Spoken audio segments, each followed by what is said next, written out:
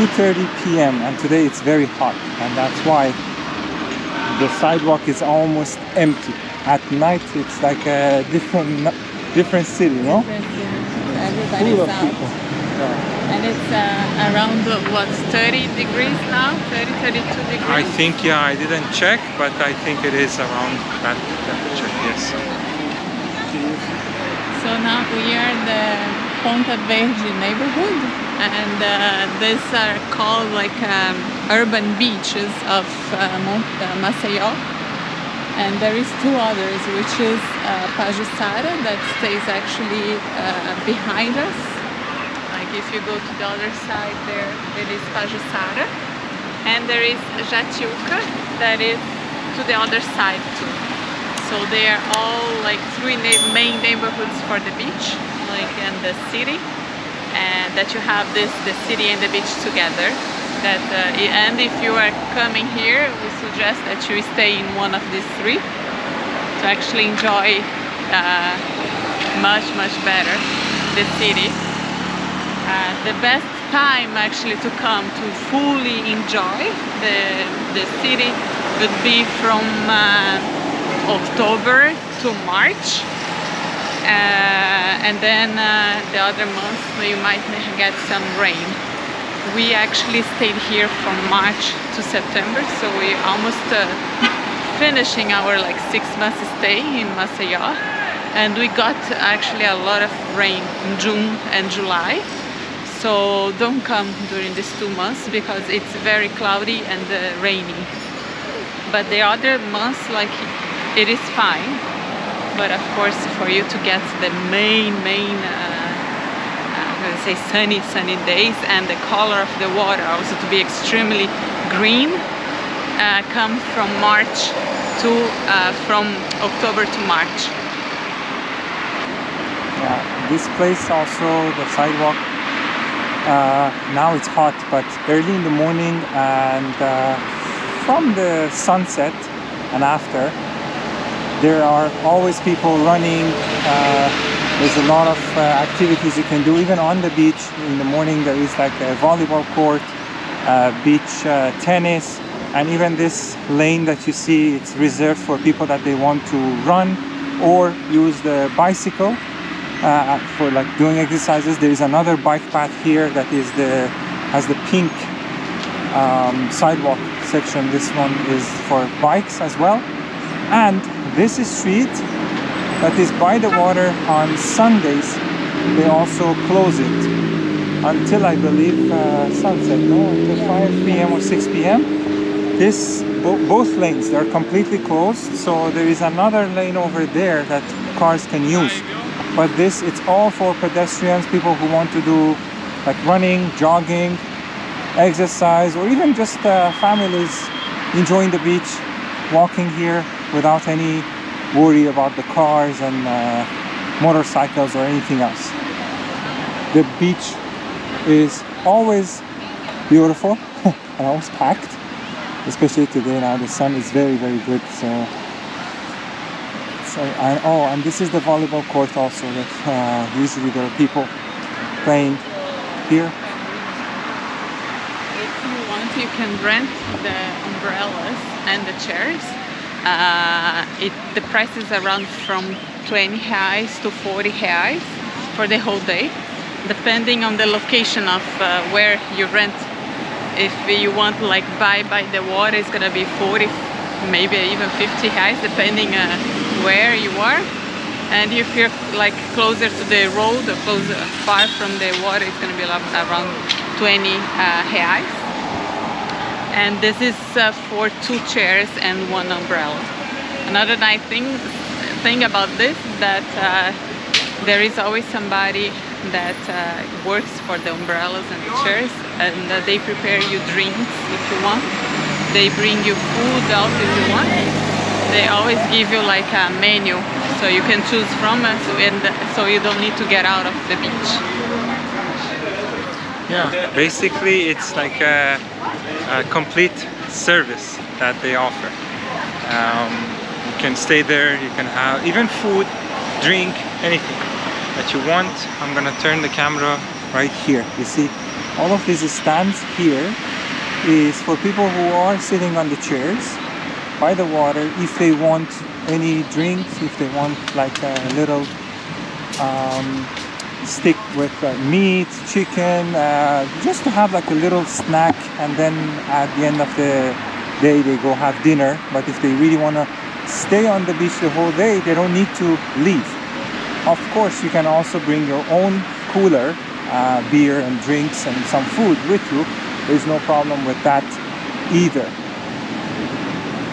And sometimes it's better even for safety, because there's always somebody there paying attention to the chairs, making sure you can even leave yourself. Like us, it's always like both of us, there's nobody else. So when we are going there and we want to go to the water, it's safer to have somebody that you know that, okay, they're going to pay attention to your stuff. Of course, you have to always be careful. Don't leave like a lot of valuables by your chair, or don't bring it to the beach at all. But at least you have that, sense of safety that, okay, there's somebody watching our stuff. And even for like in general safety, in general in the city, after 6 months here, we felt extremely safe. Yeah, especially in this neighborhood. Yeah, we stayed in Ponta Verde, and was extremely safe. And one thing that we found out also, like even the buildings around like where we are, like they all pay for private security during the night. So like you don't need to worry about anything. Like of course you're not gonna look for it. Yeah, no. But it's extremely safe. Like we didn't feel anything like during these 6 months. Like everything was fun. Absolutely. And another thing that is very, very interesting to mention, every one of these buildings, as you see, there is at the bottom, like at the entrance, there is always a little room that all of them have. This is a doorman, or the place that doormen actually stay there, because there is usually 2 shifts. In our building, for example, it's from 6 a.m. to 6 p.m. and then from 6 p.m. to 6 a.m. they rotate. There's always somebody at the door watching the cameras. Like us in our building, we don't have a key for the main entrance of the building. I think nobody does. Nobody. You have to get in when the doorman opens the door for you. So sometimes also it's good to have a good relationship with your doorman, because if he's pissed off, maybe he won't let you in. No, I'm kidding. Can do that. I'm kidding. Like you know that they're always watching everything. Even when like late at night we are walking our dog, or when I wasn't here just for a few days, I had to go to Canada, I had nothing to worry about. If Mariana had to go downstairs late at night to walk our dog, you know that the security is always watching all the cameras. To get in again, they wait for you to go to the door. It's very, very safe, nothing to worry about.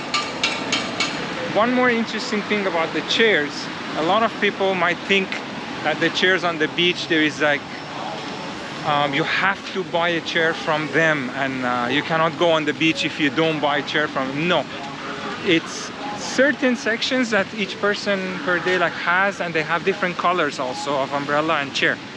But also if you have your own chair and your own umbrella, more than welcome. Nobody's gonna tell you, oh no, you're not allowed to come to the beach because you have your own chair or umbrella, you have to pay. No, you have that option too. If you have them, you don't need to pay for it. You can come and stay. Nobody will bug you. In the video that we talked about the food also in Maceió, I have already talked about the little things that you can also eat on the beach, so you can watch that too to know about the options that you have for food, drinks, and anything that you need to consume during the time that you're on the beach. And if you're wondering how much one apartment by the water here, the ones that we are showing you, how much they cost, we actually looked at the prices, and of course it depends on the size, the floor, and all the amenities of the building. Age of the building. The age of the building, but they go from 2 million reais to maybe 8-10 million reais. That's the price that we saw in different buildings and different apartments, just for you to have an idea how much, like if you wanna actually live by the water in Maceió, and you want to buy an apartment, that's the price that you're looking for. Yeah.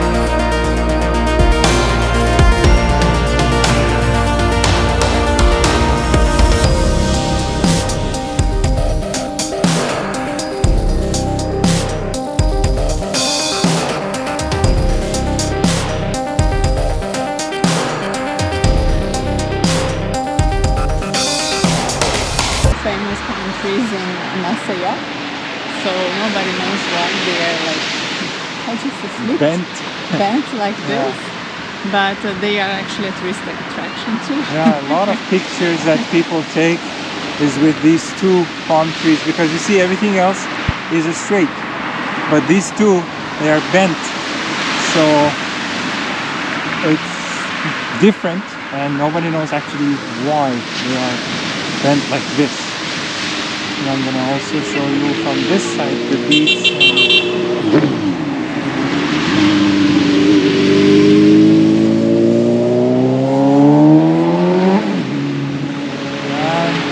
even the palm trees, you see, it's completely bent compared to these.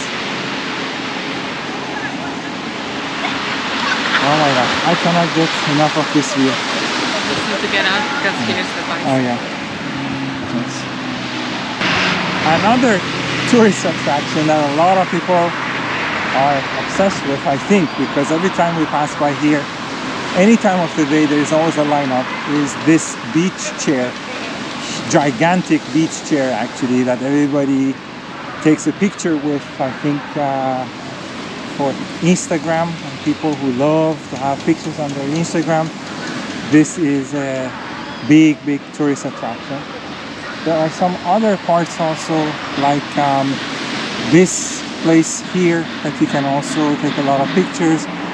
A little bit further down there is also other, what did you say? Ah, okay.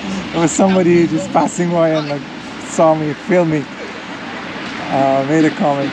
This, there further down the road also there are some other places that you can take pictures.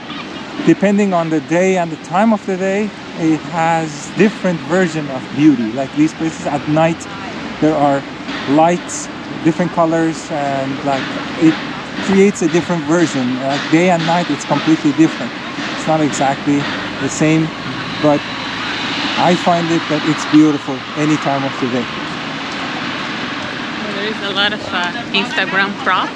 Yeah. So you can just walk here and they stop on all of them and then take pictures and then put in your Instagram. Yeah, and you can also be sure that you are in Maceió because they even have the name of Maceió on all of them. Another one, gate of Maceió.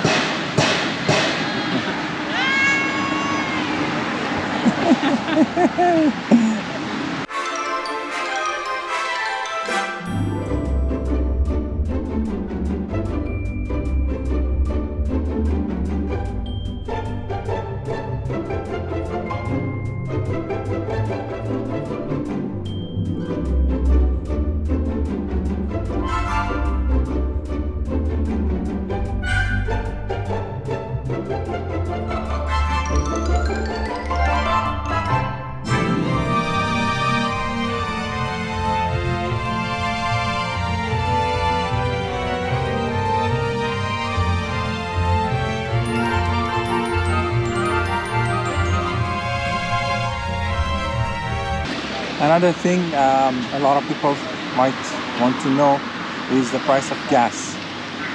Of course, from each gas station to another one, it's different. But like for example, just to give an idea, this one is at 567 reais each liter. In Brazil, the gas is in liter.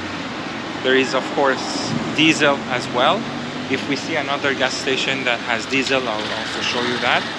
And another thing very interesting that like in Canada doesn't exist is a lot of cars can also run on ethanol, and ethanol per liter is always cheaper. Like the price that I just showed you is gasolina común. It's like regular gas, but a lot of cars you can put ethanol because it's cheaper. The only thing is if you need force, or your car is like an SUV or has like it's heavier, ethanol, it doesn't give the car a lot of push, a lot of strength. But if you're on the highway, flat highway, and you just need to get to your destination and not pay too much for gas, ethanol is another very affordable option. Fair.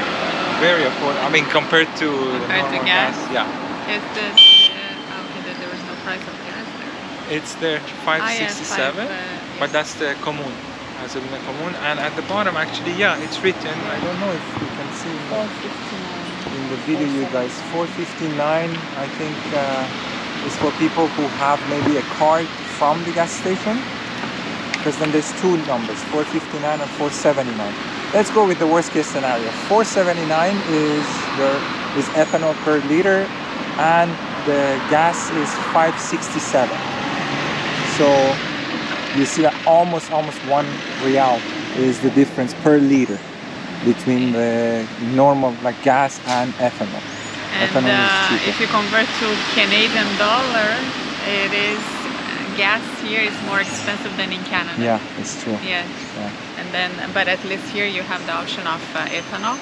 Yeah. And do you remember, like when we're coming here from Goiânia in March this year, we were paying 3.99 for ethanol. It's true. Yes. Yeah. So even that in is gone up. 6 months, the gas went up for 1 real and 60. Yeah. Yeah, Oh my so God. the prices are going up. Yes. Of course, Of inflation course. everywhere. Inflation everywhere. This is also a very like typical design of the street here. You see that the cars usually park sideways, and this is part of your sidewalk basically. Like people park and you have to also walk, and here is where it gets a bit dangerous because you are going there, then the cars are coming in the opposite direction, and usually the sidewalks are not very well done, so you have to also watch out not to fall down. Because here, different from Canada too, well, our reference is going to be always Canada. The owners, they own the sidewalk too. Yeah. So they can do whatever they want with the sidewalks. Yeah. Which is different from at least in Quebec, or I don't know if it's the same with the rest of Canada, that the sidewalks belong to the city, so the city is always taking care of the sidewalks. Here in Brazil, no. The sidewalks belong to the owner of the property and they have to take care of them. Like this one, for example, it's a new tower, so you see it's well done and new, the grass is green, and but across the street you see from this building to that building the sidewalk changes, and then the next one too. You see, so each building in front of it, it seems to us that that building is responsible to make the sidewalk as well. One other very interesting observation is you will always see these lines on the sidewalk, like most of the time, and this is for people that are blind or visually impaired, people that they can follow this at least to some extent to be safe, not to fall and not to hit an obstacle somewhere. But the problem is that again, from this building to next building, then the sidewalk changes and it ends. So It's done to some extent, but not completely. But again, it's better than not having anything at all, I find. And the funny part is that our dog is becoming more and more blind, and he actually walks on these lines that are for impaired, how do you say? Visually impaired people. Visually impaired people. Yeah, so we joke. So, and it's so funny because he walks on them all the time. Yeah. So I think it's actually very, very important. Yeah. And he's not even completely blind, but he uses them. Another interesting thing that you can find in the area of Ponta Verci is this place called Pavilion do Artisanato, or the Artisans Market or Fair, something like that would be the translation. Here there is a square, it's called in English it would be the Lion Square. It's Praça de Leão, the name. Yeah, and these are the shops that they have outside, right next to the square. And here you go through the market. We're going to walk through there, and then after that there is another one also across the street by the beach. We wanted to show you this one also, which is nice. You can find like some stuff, especially for ladies, for the beach. Swimsuit, souvenirs, handcrafts, and they also have some candy, sweets, and some drinks too, like the famous Brazilian liquor cachaça that is from the sugar cane that they take it. But even if you don't buy anything, it's a very, very interesting place to visit.